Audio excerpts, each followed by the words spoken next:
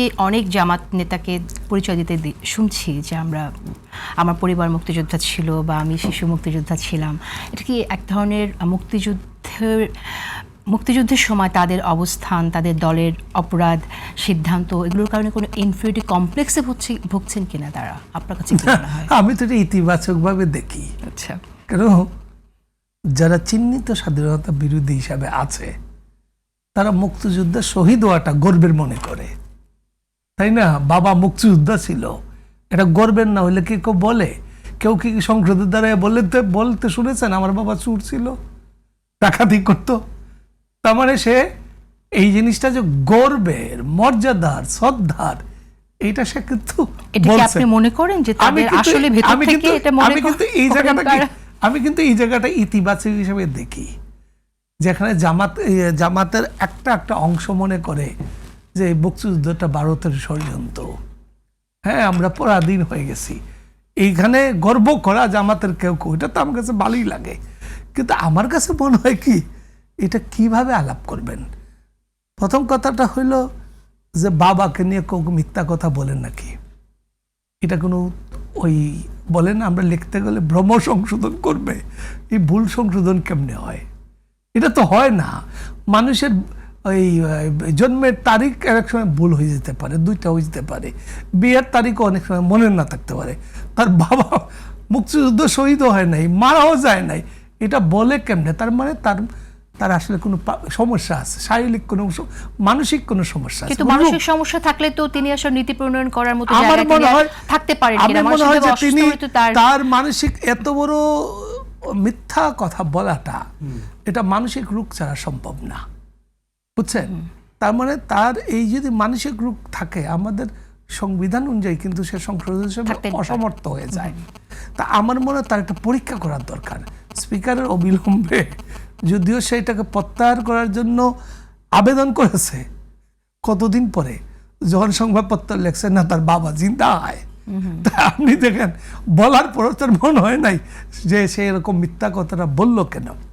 তা আমার মনে তাকে একটা পরীক্ষা করে দেখা উচিত তার মানসিকভাবে অসুস্থ আছে কিনা। নাহলে এটা আপনি কিভাবে ব্যাখ্যা করবেন? কে শুনেছেন যে তার বাবা জীবিত আছে, সে বলছে মৃত? এটা কি কোন যুগ? এখানে তো সবাইকে জানে এটা কোন যুগ। তো এটা আমার কোনো বিশ্লেষণ করার ক্ষমতা নাই, হ্যাঁ, এটা নিয়ে। তবে আমার ওই এই একই কথা, আর সংসদে মিথ্যা কথা বললে তার কোনো শাস্তি নাই। প্রিভিলেজ কমিটি আছে একটা, এই কমিটি তদন্ত করে দেখতে পারে, কিন্তু শাস্তি নেই। হ্যাঁ, ও তো মিথ্যা কথা বললে আর কোনো শাস্তি নেই। তা আমার মনে হয় একটা আইনি করার দরকার, মিথ্যা কথা বলা, কুৎসিত কথা বলা, নোংরা কথা বলা, যেগুলো শেখ হাসিনা অতীতে বলে গেছে, তার চালা চামড়া বলে গেছে, এইগুলা একটা ফৌজদারি অপরাধ হিসেবে আনা। আমরা যদি বাইরে মিথ্যা কথা বলি, কুৎসিত কথা বলি, অপমানমূলক কথা বলি, এটা যদি অপরাধ হয়, সংসদে বললে মানানিকর হবে না কেন? এটাও একটা বোধহয় শাস্তির বিধানে আনা উচিত। কেন বিধানে আনা উচিত এটা বলতেছি, আপনার আইন কানুন বিধিবিধান কিন্তু অসভ্য লোকদের জন্যই হয়, সভ্য লোকদের জন্য হয় না, যারা মানে না তাদের জন্য। তা আমাদের তো মনে হয় এইসব কথা বলতে যাতে না হয়। তার মানসিক অসুস্থতা বা শারীরিক অসুস্থতা শুধু এই মুক্তিযুদ্ধ প্রসঙ্গেই চলে আসলো। আমাদের একটা প্রত্যাশা হইলো এই সংসদটা একটা অনন্য সাধারণ সংসদ হবে, কারণ আমরা এই সংসদকে বুটে এই সংসদ বানিয়েছি, আন্দোলন সংগ্রাম করে বানাইছে। আমরা একটু হলো ঘাম আছে, একটু হলো মগজ আছে এটার মধ্যে। আশরাফ কাছার ভাই তো সরাসরি ছিলেন, আমরা তো দূর থেকে ছিলাম, কিন্তু আমরা ছিলাম। ফলে এইটার অর্জনের সঙ্গে আমরা জড়িত। ফলে এটার আমি একজন দাবিদার, আমি এটা চাইবই এই সংসদ যেন ব্যর্থ না হয়। না, সেক্ষেত্রে আপনি সংস্কারের কথা বলছিলেন, আশরাফ কায়সারও বললেন বিএনপিকে সতর্ক হতে হবে যে প্রতিশ্রুতিগুলো দিয়ে বিএনপি দিয়েছে এবং মানুষ যে পরিবর্তনগুলো দেখতে চায় সেই পরিবর্তনগুলো যাতে বাস্তবায়িত করে। আমরা এখন যে সংবিধান সংশোধন কমিটি যেটা করা হয়েছে, আপনি জানেন যে সেখানে বিরোধী জোট থেকে তারা থাকছেন না কেউ, এবং তাদের যে দাবি এটাকে সংবিধান সংস্কার কমিটি করতে হবে। কি মনে হয় যেটা আসলে সমাধান কি হতে পারে? সামনের অধিবেশন আমরা আশা করছি যে বিষয়ে হবে, তো কি দেখছেন আপনি? এখন আপনি এই যে বললাম, নাম আসলে কিছু না, আসলে কাজ। আমাদের কাজগুলা কি, এগুলা কি নামে করবেন, এটা কোনো সংকট হতে পারে না। প্রথমত হলো যে এইটার একটা গণপরিষদ যেটা হইল, যেটা গণভোট হইল, এটা প্রেক্ষিত হইল, এটা অনেক ভোট অনেকবার আলোচনা হয়েছে। কেন গণভোট করতে হইল, কেন জুলাই সনদ স্বাক্ষরিত হওয়ার পরে আবার একটা অধ্যাদেশ জারি করতে হইল, এগুলো একটা অস্থিরতা ছিল নির্বাচনটাকে করানোর জন্যই। এবং সংসদে এটা কিন্তু স্বরাষ্ট্রমন্ত্রীও বলে দিয়েছেন, আমরাও মেনে নিয়েছি। আর এই কাজগুলা, অতিরিক্ত কাজগুলা করতে হয়েছে অবিশ্বাসের জন্য।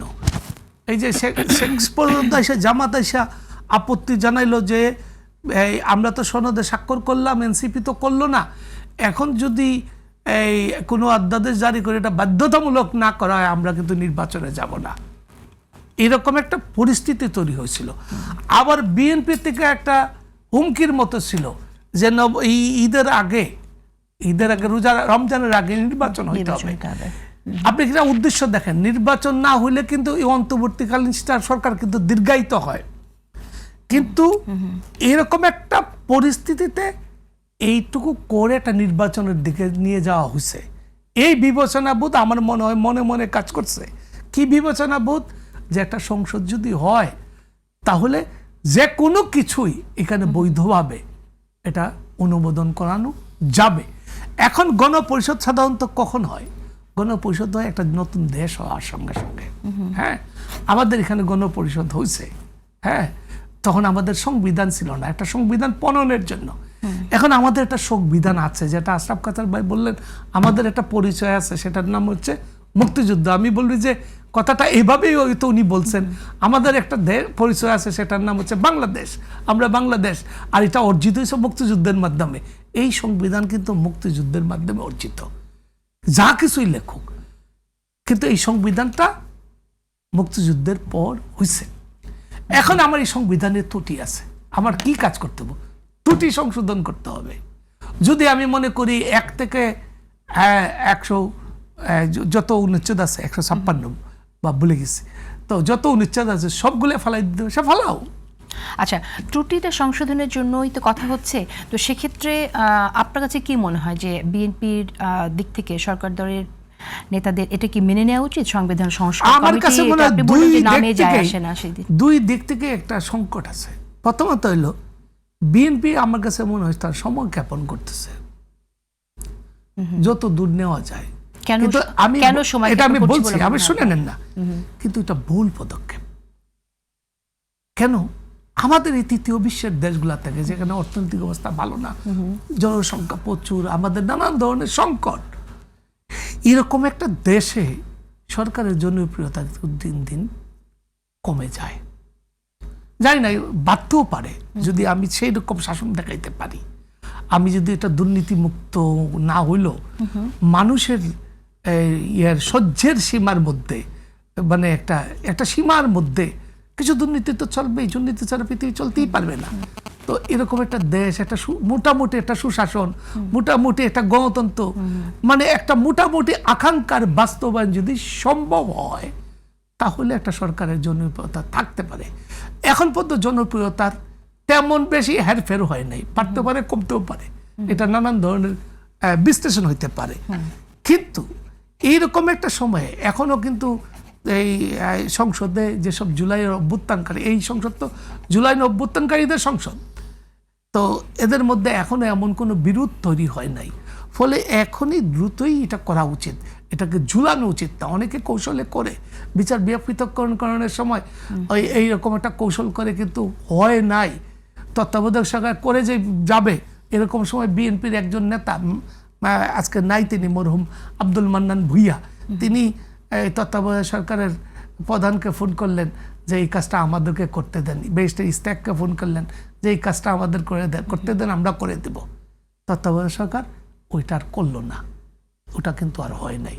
আওয়ামী লীগের আমলেও হয় নাই, বিএনপির আমলেও হয় নাই। এখন এই বিচার বিভাগ পৃথককরণের বিষয়, আমাদের পুলিশ কমিশনের বিষয়, আমাদের সুশাসনের বিষয়, আমাদের স্থানীয় সরকারের বিষয়, আমাদের সরকার পদ্ধতির বিষয়, আমাদের জাতীয় প্রতিষ্ঠান, যেগুলা থেকে আমরা গত 18 বছর ধরে শুনে আসছি যে আওয়ামী লীগ কিভাবে ফেসিবাদ হইল, আমাদের সমস্ত জাতীয় প্রতিষ্ঠানগুলোকে ধ্বংস করে দিল। একটা জায়গার থেকে বা দেশ চলতো, বিচার বিভাগও চলতো গণভবন থেকে, নির্বাহী বিভাগও চলতো গণভবন থেকে, নির্বাচন কমিশনও চলতো গণভবন থেকে। তা আমরা এই যে চলতো এগুলোকে বন্ধ করে একটা গণতান্ত্রিক প্রক্রিয়া, একটা সুষ্ঠু প্রক্রিয়া মধ্যে আনার জন্যই এই প্রস্তাবগুলো আসছে। তা আমি মনে করি মোটামুটি সবাই একমত হয়ে আছে। কয়েকটা ছোট জায়গায়, যেমন তত্ত্বাবধায়ক সরকারের প্রস্তাব ছোট একটা জায়গা, আমরা তিনটা যারা এই সংস্কার কমিশনের সঙ্গে নানানভাবে যুক্ত ছিল, তিনটা বিকল্প প্রস্তাব আছে। বর্তমানে যে তত্ত্বাবধায়ক সরকার যেটা ছিল, এটা তো প্রধান বিচারপতি অপারগতা প্রকাশ করলে কি হবে তারও কিন্তু ছিল। তারপরে এরপরের প্রধান বিচারপতি, তারপরে প্রধান বিচারপতি না পাওয়া গেলে অ্যাফিলিয়েট ডিভিশনের বিচারপতি, এরকম ধাপ ছিল। ওইটা কিন্তু ওই সময় অনুসরণ করা হয় নাই।